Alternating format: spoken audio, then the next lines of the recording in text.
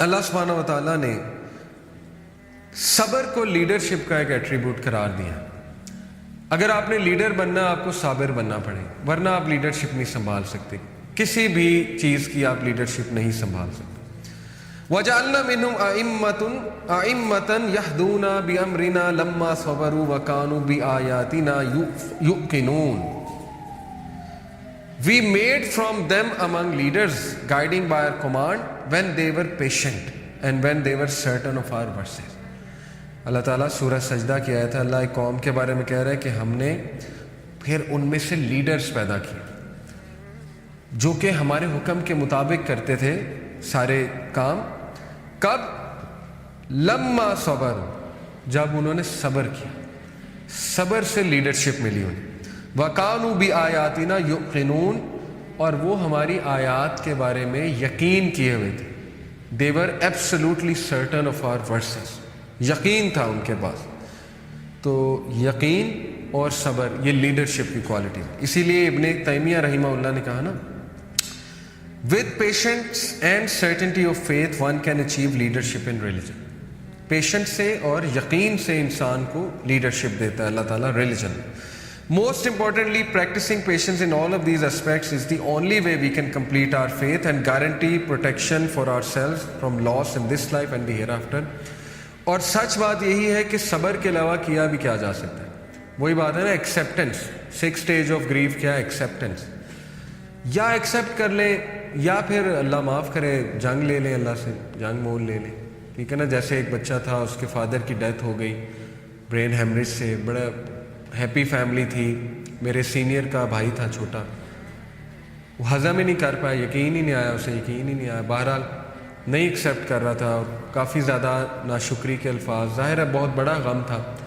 میں نے اسے پھر یہی سمجھایا، میں نے کہا دیکھو یا تو صبر کر لو، صبر کرو گے انشاءاللہ تمہارے والد کو بھی صدقہ جاریہ ہوگا، تم نیک اولاد ہو. صبر کرنے والے نیک اولاد ہوتے ہیں.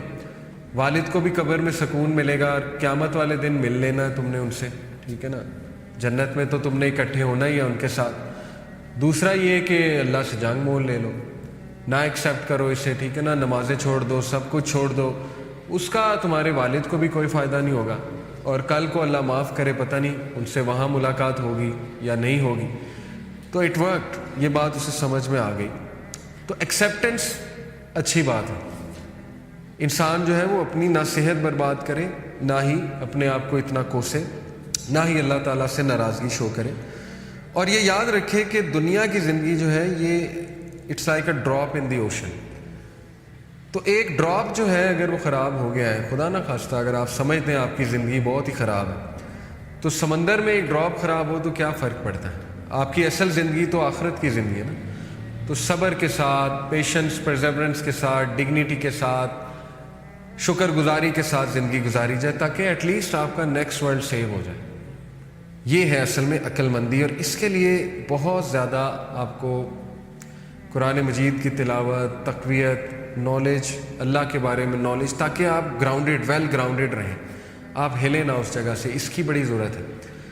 جتنی بھی سٹوریز آف چینج ہے نا، جو یوتھ ہم سے پوچھتے ہیں کہ آپ کیسے چینج ہوئے، فلانا کیسے چینج ہوا، راجہ ضیاء کیسے چینج ہوئے، آپ ایک گورے کیسے چینج ہو گئے اور وہ عالم بن گئے. عبدالرحیم گرین کی سٹوری، بلال فلپس کی سٹوری ہے. ٹھیک ہے نا. کتنے ایسے میں آپ کو نام گنا سکتا ہوں جو کافر تھے، مسلمان ہوئے، اس لیول کے مسلمان ہوئے کہ ہم سے بھی آگے نکل گئے. ٹھیک ہے نا. عالم دین بن گئے. ٹم ہمبل کیا تھے؟ ایک بگڑے ہوئے لڑکے، آج دیکھیں ماشاءاللہ عالم دین ہے، لاکھوں لوگ ان سے فائدہ اٹھا رہے ہیں، ان کی ویڈیوز بہت ہیں. اسی طرح ریپرز ہیں کچھ لوگ آگے دین کی طرف. اینی وے، ان سب کی سٹوری میں ایک چیز کامن ہے. لوگ پوچھتے ہیں کہ وہ کیسے چینج ہوئے اور وہ برقرار کیسے رہے. چینج ہوتے ہی وہ علم کے ساتھ جڑ گئے. جو چینج ہو کے علم کے ساتھ نہیں جڑا وہ 3 مہینے کی چینج تھی، 2 مہینے کی چینج تھی، اس کے بعد وہ ختم ہو گئی. کنسسٹنسی اچیو کرنی ہے نا تو وہی کے ساتھ دل لگانا پڑے گا.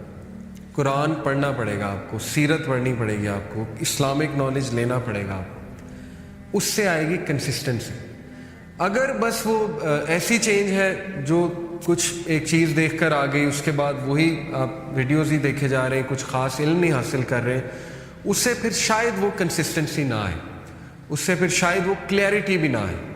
ٹھیک ہے. تو کلیئرٹی اور کنسسٹنسی کے لیے you need tremendous amount of effort, اور آپ کو علم کے ساتھ جڑنا پڑے گا. علم کے میدان سے جو بھی جڑا آج دیکھیں وہ کنسسٹنٹ ہے. میں نے آپ کو کئی نام گنائے. الحمدللہ میں بھی چینج ہوا تو میں قرآن کے ساتھ جڑا تھا. اسی طرح باقیوں کو آپ دیکھیں گے وہ بھی کسی نہ کسی فیلڈ کے ساتھ جڑے, حدیث پڑھنے لگ گئے, قرآن کا ترجمہ پڑھنے لگ گئے, ٹھیک ہے نا, یا کسی عالم کے ساتھ جڑ گئے, ان کے ساتھ کچھ کلاسز لینے لگ گئے وغیرہ وغیرہ. تو یہ ضروری ہوتا ہے, یہ اسٹیپ ضروری ہے. سو اس لیے جسٹ ٹو کنکلوڈ, سورہ العصر سے ہم کنکلوڈ کرتے ہیں.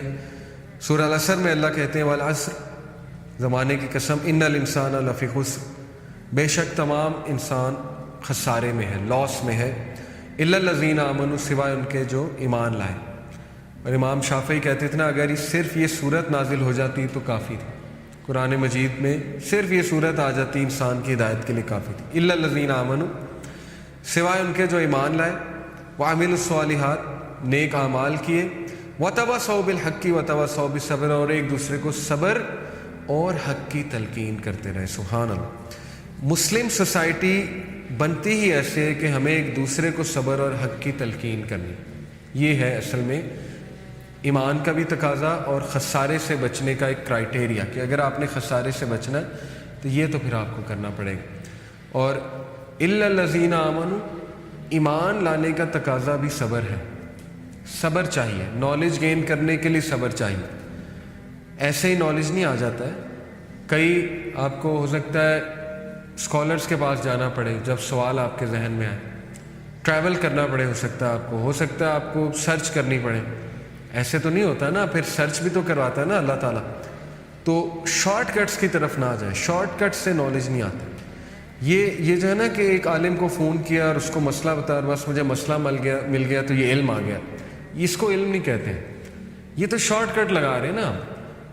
علم سے جڑ جائیں, سیرت کی کتاب پڑھنے لگ جائیں, کوئی کلاس جوائن کر لیں, کوئی ایسا سلیبس کریں جو مطلب آپ کہہ لیں کہ ایک سیکوینس میں ہے, اور اس کا کچھ اس کے کنٹینٹس ہیں, اس کا کچھ کریکولم ہے. وہ چیز کرنے کا انشاءاللہ آپ کو دیر پا فائدہ ہوگا. بہت سے کورسز ہو سکتے ہیں. اللہ کے ناموں سے شروع کر سکتے ہیں آپ, کہ میں اللہ کے 99 جو نام ہیں میں ان کے بارے میں پڑھتا ہوں, کوئی کورس کر لیتا ہوں. اسی طرح دل کو نرم کرنے والی باتیں, کتاب الرقاق صحیح البخاری کی, وہ پڑھنا شروع کر دیں, اس پہ کوئی کورس شروع کر دیں, کوئی سرچ کریں, کوئی عالم کو کہیں مجھے یہ پڑھا دیں, کتاب الرقاق پڑھا دیں, ٹھیک ہے نا. اسی طرح قرآن کی کچھ صورتیں لے لیں کہ میں نے یہ پڑھنی ہے, سمجھنی ہے. سورہ ضحیٰ سے شروع کر دیں, والضحیٰ واللیل اذا سجا, 30واں پارہ سے شروع کر دیں, یا شروع سے شروع کر دیں, سورہ البقرہ سے شروع کر دیں. لیکن جستجو کریں, ڈھونڈیں, اس کے طریقے دیکھیں. جتنی ایفرٹ کریں گے اللہ گائیڈ کریں گے. سورہ عنکبوت کی آیت ہے, اللہ تعالیٰ کہتے ہیں جو بھی ہماری راہ میں کوشش کرتا ہے ہم اس کو گائیڈ کرتے ہیں. پکی بات ہے, گائیڈ کرتے ہیں. تو بہرحال سورہ العصر کے بارے میں بتاتا چلوں کہ صحابہ جب بھی ایک دوسرے سے ملتے تھے تو تب تک نہیں اٹھتے تھے اس محفل سے جب تک سورہ العصر نہیں سنا دیتے تھے. یہ سورہ العصر کے بارے میں آتا ہے. کیوں؟ ریمائنڈر کے لیے, ایک دوسرے کو بوسٹ کرنے کے لیے. دیکھیں ان کی کاؤنسلنگ یہی ہوتی تھی, ان کی وہ لمبی چوڑی گھنٹے کی کاؤنسلنگ نہیں ہوتی تھی. وہ سورہ العصر سنائی, سب کی کاؤنسلنگ ہو گئی. وہاں سے اٹھے اور بس اپنے اپنے گھروں کو چلے. سب کو سمجھ آ گئی کہ بس یہی ہے دنیا کی زندگی میں. تو پھر ظاہر ہے اب کیا کریں, صبر بھی ہے, حق کی تلقین بھی ہے, اور ایمان بھی لانا ہے, اور ظاہر ہے نیک اعمال بھی کرنے ہیں. الحمدللہ اس سے انہیں بوسٹ ملتی تھی اور ورچو ملتی تھی, نیکی کی جستجو, نیکی کی چاہت ہوتی تھی ان کے دلوں میں. اور دیکھیں آج پھر اللہ تعالیٰ نے ان کا ایک مقام بھی رکھا ہمارے سامنے. اللہ نے ہمیں بتایا کہ ان لوگوں کا ایک مقام ہے, وہ تمہارے لیے ایک مثال ہے. تو صبر ایک بہت زبردست ایٹریبیوٹ ہے, بہت گریٹ ورچو ہے. خصوصاً نوجوان اور ینگ ایج میں صبر بہت زیادہ مسنگ ہوتا ہے, کیونکہ جوانی جو ہے نا یہ مسٹیکس کی عمر ہوتی ہے یوزلی. ایک حدیث ہے نا کہ beware of the slips of the youth, نوجوانی کی سلپنگ سے اپنے آپ کو بچاؤ. سلپنگ آف دا یوتھ یہی ہے کہ انسان کچھ ایسے فیصلے کر لیتا ہے جوانی میں جو اس کے فائدے کے نہیں ہیں. تو اس لیے جوانی میں ذرا عقل مند بنیں اور جوانی میں صبر کر کے دکھائیں, ٹھیک ہے نا. جوانی میں سیلف کنٹرول پیدا کریں اپنے اندر, اور یاد رکھیں صبر کرنے سے آتا ہے. اوکے, صبر پریکٹس کرنے سے آئے گا. اور سائیکلوجیکلی اسپیکنگ یہ بالکل درست ہے کہ جب ایک انسان ایک خاص ہیبٹ کو پریکٹس کرتا ہے، سائیکالوجسٹ کہتے ہیں نا 21 سے 40 دن پریکٹس کرو تو وہ چیز آپ کی بن جاتی ہے، اسٹرانگ بن جاتی ہے، نیورونز کے کنیکشن، اس کا پاتھ وے بن جاتا ہے، نیورونز کا نیورل پاتھ وے کہتے ہیں اسے۔ تو یہی بات ہے، آپ پریکٹس کرتے رہیں، ایک بار صبر کریں گے تقویت ملے گی، دوسری بار کریں گے مزید ملے گی، تیسری بار کریں گے مزید ملے گی، چوتھی بار آسان ہو جائے گا اس چیز پہ صبر کرنا، پھر آپ کا یہ مزاج بن جائے گا، پھر آپ صابرین میں سے ہو جائیں گے۔ جیسے اس سچے کے بارے میں بھی آتا ہے نا، ایک شخص سچ بولنے کی جستجو کرتا ہے یہاں تک کہ وہ سچوں میں لکھا جاتا ہے، اور ایک شخص جھوٹ بولتا رہتا ہے یہاں تک کہ وہ جھوٹوں میں لکھا جاتا ہے۔ تو اس لیے جو چیز بھی آپ پریکٹس کریں گے وہ آپ کا انشاءاللہ نیورل پاتھ وے بن جائے گا اور پرسنالٹی کا حصہ بھی بن جائے گا۔